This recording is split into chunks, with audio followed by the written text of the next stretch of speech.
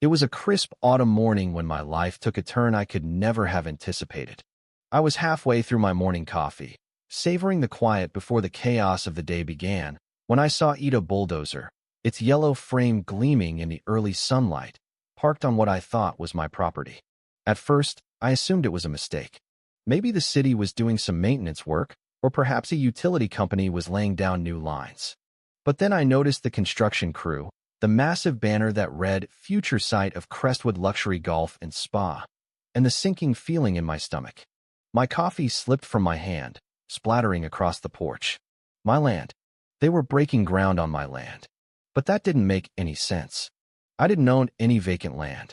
I stormed across the yard, my slippers slapping against the pavement, and grabbed the nearest construction worker. "Hey, what the hell are you doing?" I shouted. The man barely glanced at me, too busy directing a backhoe that was already tearing into the ground. "We're on a tight schedule, buddy," he said, his tone dismissive. "Buddy? I'm not your buddy. This is my property. You can't just—" "Sir," a smooth voice interrupted me.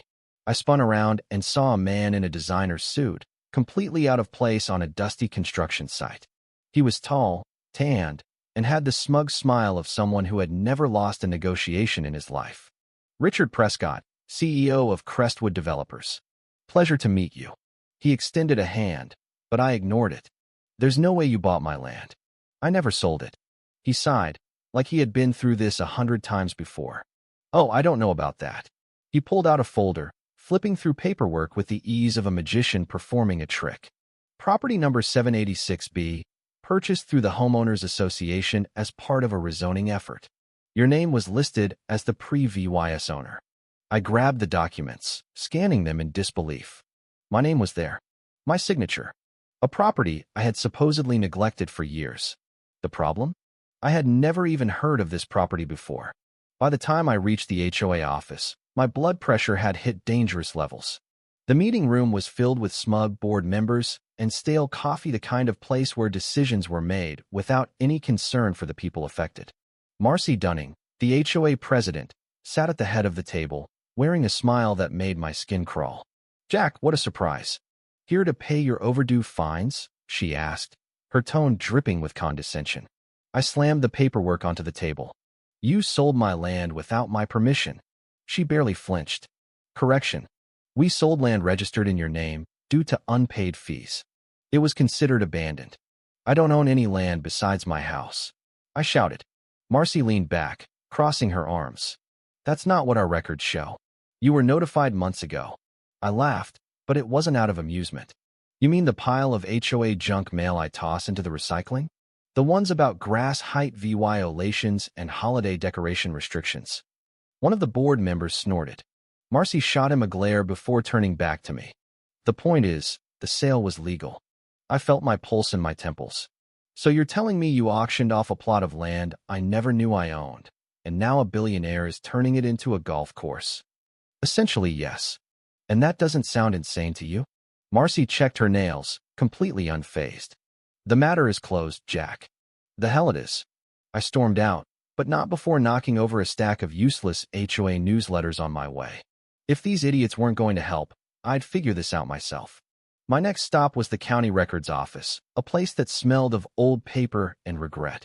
After 2 hours of waiting behind people arguing about permits and property taxes, I finally reached the desk of a bored-looking clerk who seemed deeply offended by my existence. "I need property records for a lot that was recently sold," I said. She didn't even glance up.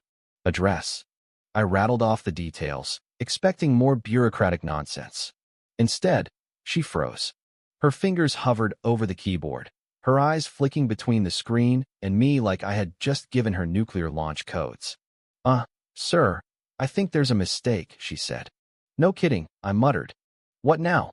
She turned the screen toward me. "The land wasn't registered under my name or anyone's name. It was federal property." I blinked. "What?" She hesitated. I need to get my Super VY sore." Minutes later, a man in a stiff suit appeared, looking like he had just bitten into a lemon. He motioned for me to follow him into a back office. "Mr. Lawson, do you have any idea what this land was used for?" he asked. "I didn't even know it existed until this morning," I replied. The man exhaled sharply, rubbing his temples. That lot is listed as a decommissioned military site. I laughed because what else was I supposed to do? So let me get this straight. The HOA, in their infinite wisdom, sold government land to a developer? His expression didn't change. Yes, and they thought no one would notice. That appears to be the case, I said, shaking my head. Wow. So what now? You guys just take it back? He didn't answer. Instead, he picked up his phone, murmured something I couldn't hear, and within 5 minutes, federal agents walked through the door. My stomach dropped. The agent in charge, a woman with a face that could break stone, ignored me completely. Where is the developer? She asked. I raised my hands. I don't know. Probably breaking ground as we speak. She turned to her team. We need to shut it down. Now. I tried to process what was happening. My HOA had just pulled off one of the dumbest real estate deals in history. They had sold land they didn't own to a billionaire developer, and now the federal government was involved. And somehow, I was stuck in the middle of it. The next morning, I woke up to the sound of tires crunching against my driveway. When I peeked outside, my stomach twisted into a knot. A convoy of black SUVs had lined up in front of my house, like something out of a spy movie. The neighbors were already peeking through their curtains, probably thinking I was some kind of criminal. I barely had time to grab my robe before a firm knock rattled my door. Standing on my porch was a woman in a dark suit, flanked by 2 men who looked like they hadn't smiled in years. She didn't introduce herself right away, just held up a badge and gave me a look that suggested she had no patience for nonsense. Jack Lawson, she said. I swallowed hard. Depends. Am I in trouble? Her expression didn't change. Agent Samantha Keller, Federal Investigations Unit. We need to talk. I stepped aside, motioning them in. As they filed into my levying room, I realized how unprepared I was for something like this. My coffee table was covered in old magazines, and my couch had a permanent dent from years of binge-watching TV, not exactly the kind of setting that made me look credible. Agent Keller sat down, folding her hands neatly on her lap. We have a situation. No kidding, I said. Look, I didn't know the land belonged to the government. The HOA made a mistake, a really, really stupid mistake. She didn't blink. Mr. Lawson, do you have any idea what was on that land? I hesitated. The guy at the records office said it was some kind of old military site. That's all I know. Keller exchanged a glance with one of her agents before focusing back on me. That property was designated as a classified, decommissioned facility. No public records exist beyond what's in outdated county files. I raised an eyebrow. Classified? So what are we talking about here? A secret bunker? A weapons storage site? Aliens? The agent next to her cleared his throat, like he wanted to throw me out of my own house. Keller remained stone-faced. We can't disclose those details. Of course they couldn't. Typical government secrecy. But if they were this concerned, it meant things were worse than I thought. Keller leaned forward slightly. The sale of that land was not just illegal. It created a national security risk. If construction continues, there could be consequences. That got my attention. Consequences? You mean like the kind that involve explosions? She didn't answer, which was answer enough. I spent the next few hours digging through old county records, cross-referencing military reports I probably wasn't supposed to have access to. The deeper I went, the more unsettling it became. The site wasn't just some forgotten storage facility. It had been an active Cold War base and not just any base. It had been used for weapons testing. At some point, someone had deemed the site too sensitive to be sold off or repurposed. So instead of decommissioning it the normal way, they had simply erased it from most public records. But that didn't mean whatever was there had been properly disposed of. If Crestwood developers kept digging, they might uncover something the government had been trying to keep buried for decades. That night, I stood at a distance, watching as federal agents swarmed the construction site. Prescott had clearly gotten wind of the raid because his workers were long gone. The site was eerily quiet, except for the steady hum of machinery left abandoned in the rush to leave. Then the digging began. I wasn't allowed near, but I could see the agents moving methodically, scanning the ground, checking records. Minutes turned into hours, and then something happened. A section of the ground gave way, collapsing inward, revealing a dark cavern beneath. Agents immediately surrounded the hole, flashlights flickering as they peered inside. I held my breath. And then, as if someone had flipped a switch, the entire operation shut down. The lead agent barked orders. People moved faster. Vehicles were repositioned. The atmosphere changed from methodical to urgent. Whatever they had found, it was serious.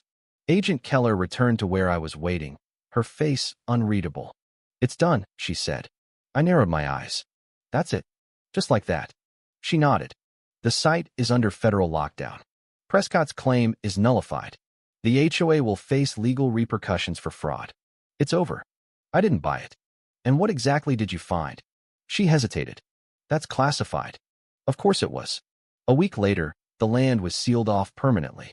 Prescott quietly pulled out of the project, cutting his losses. Marcy Dunning resigned from the HOA, citing personal reasons. The lawsuit against me mysteriously disappeared. Life went back to normal. Almost. One night, I got a letter in the mail.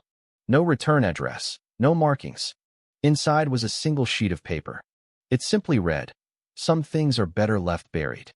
I stared at it for a long time before finally tossing it into the fire. I didn't need to know what was down there. I just needed to know that I had gotten out before it was too late. The letter haunted me. Some things are better left buried.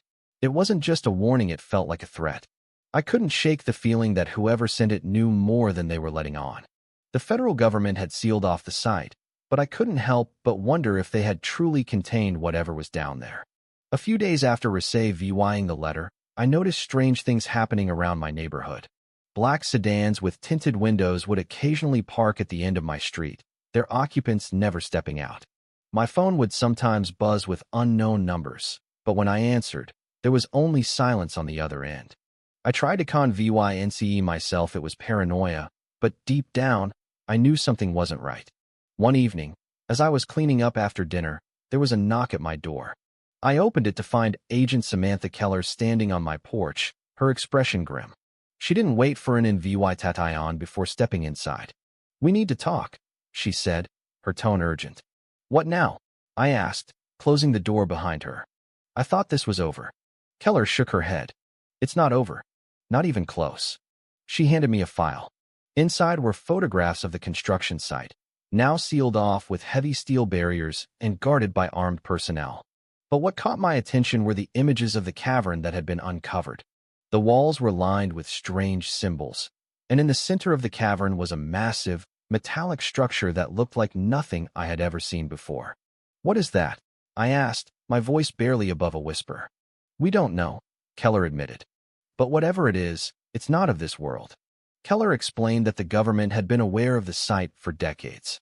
During the Cold War, it had been used for classified experiments involving extraterrestrial technology.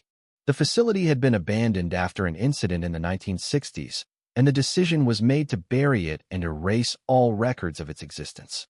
But now, with the land disturbed, the secrets of the past were resurfacing. "We've managed to keep it contained for now," Keller said. "But if word gets out, it could cause a global panic. That's why we need your help."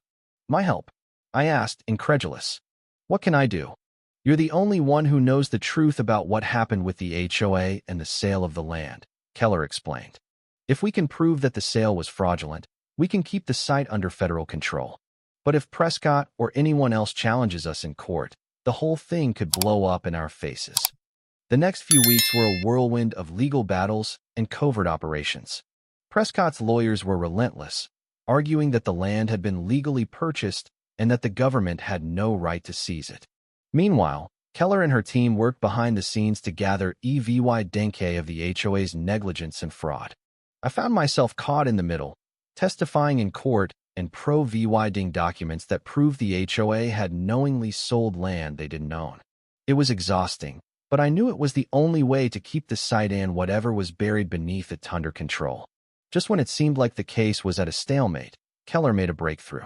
She discovered that one of the HOA board members had been bribed by Prescott to push the sale through. With this new evidence, the court ruled in favor of the government, and the land was officially placed under federal jurisdiction. But the victory was short-lived. As the legal battle came to an end, strange occurrences began to escalate. Reports of unexplained lights in the sky, power outages, and even disappearances in the area started to surface. It was as if the disturbance of the site had awakened something that had been dormant for decades. One night, I received a frantic call from Keller. "We've lost contact with the team at the site," she said. "Something's happened. I need you to meet me there." I hesitated. "Why me? I'm not a soldier or a scientist. I'm just a guy who got caught up in this mess." "Because you're the only one I trust," Keller replied. "And because you deserve to know the truth." When I arrived at the site, it was chaos. The steel barriers had been torn apart, and the guards were nowhere to be seen. Keller led me to the entrance of the cavern, where a team of scientists and soldiers were gathered. The metallic structure in the center of the cavern was glowing, emitting a low, pulsating hum. "We think it's some kind of gateway," Keller explained. "And it's active." Before I could respond, the ground began to shake. The hum grew louder, and the air around us seemed to vibrate. Suddenly, a blinding light erupted from the structure, and a figure emerged, tall, humanoid, but distinctly alien. The alien, or whatever it was, spoke in a voice that seemed to echo in my mind. "You have awakened what should have remained buried," it said. "Now you must face the consequences." Keller and the soldiers raised their weapons, but the alien raised a hand, and they were thrown back by an invisible force. I stood frozen, unsure of what to do. "What do you want?" I asked, my voice trembling. The alien turned to me. "We are the guardians of this world. You have disturbed the balance. Now you must restore it." Before I could respond, the alien vanished, and the cavern fell silent. The metallic structure stopped glowing, and the hum faded away. In the days that followed, the government issued a statement claiming that the site had been secured and that the strange occurrences were the result of a natural gas leak. But I knew the truth. Whatever had been buried beneath the land was far more dangerous than anyone had anticipated. Keller and I stayed in touch, but we never spoke of what had happened that night. The alien's warning echoed in my mind. "You have awakened what should have remained buried." Months later, I received another letter. This time, it was from Keller. Inside was a single sentence: "Some things are better left buried." I stared at the letter for a long time before tossing it into the fire. I didn't need to know what was down there. I just needed to know that I had done my part to keep it hidden. Life returned to normal, but I could never shake the feeling that something was still out there, waiting. The land remained sealed off, guarded by armed personnel, and surrounded by rumors of government cover-ups. I moved on with my life, but I knew that the events of that year would stay with me forever. Sometimes, late at night, I would wake up in a cold sweat, haunted by the thought that we had only delayed the INEVY table. Whatever was buried beneath the land wasn't just dangerous, it was a reminder that some secrets are better left untouched. And so, I lived with the knowledge that some things are better left buried. If you were the one in this story, how would you react? Would you stand up and fight back, or accept the unreasonable pressure and control from the HOA? Share your thoughts in the comments below. And don't forget to subscribe, like, and share this video with more people. Your small action gives us the motivation to keep bringing you more intense and engaging stories. Thanks for watching, and we'll see you in the next video.